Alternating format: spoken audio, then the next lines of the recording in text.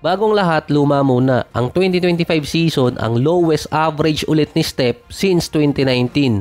Meron siya ngayong 22 points, 4 rebounds at 6 assists per game. 44 and 40% pa rin naman siya. Usual average pa rin niya sa percentage.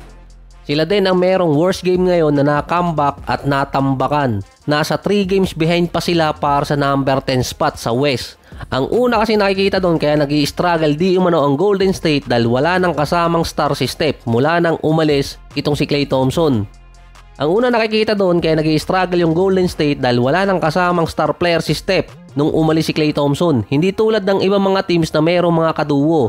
Kahit hindi all-star pero nasa borderline all-star gaya sa Rockets na merong Sengun at Jalen Green. Meron din naman ang Golden State na Wiggins at Draymond Green.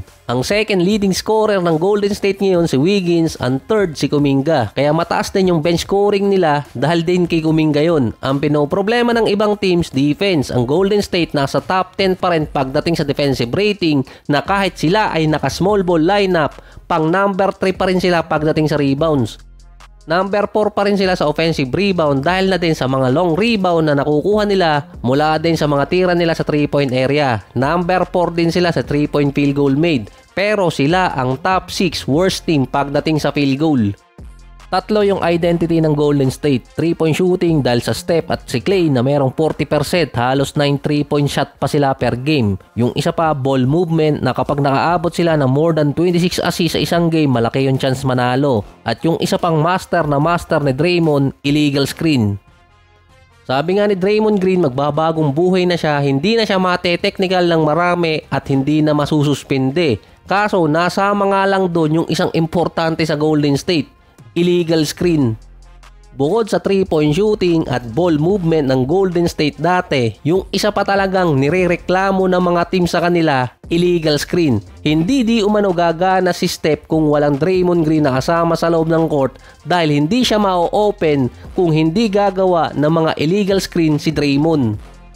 At dahil wala na rin Klay Thompson na babantayan, mula nang hindi nga maganda rin ang nilalaro nitong si Buddy Hield, si Steph na lang ang babantayan o ido-double team ng mga teams pagdating sa mga illegal screen.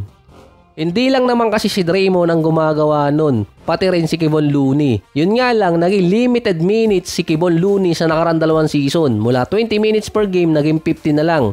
Kapag si Kevon Looney pa ay above 17 minutes per game, 10 and 3 ang Golden State.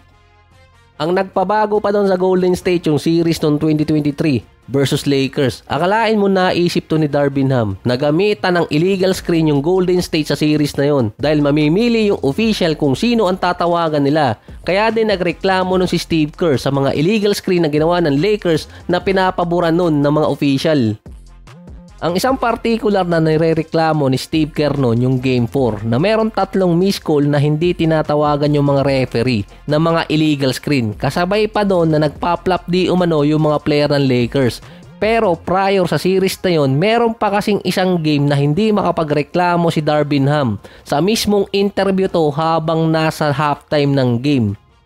Na sinabi niya doon, sa sobrang dami ng illegal screen ng Golden State, hindi niya na alam kung borderline legal ba yon or illegal ba talaga. Lalo na yung mga ginagawa ni Draymond. Yung nagtrending pa dati na nagpa-flop yung Lakers, ang sinabi pa doon ni Darvinham, hindi niya tinuturo yun.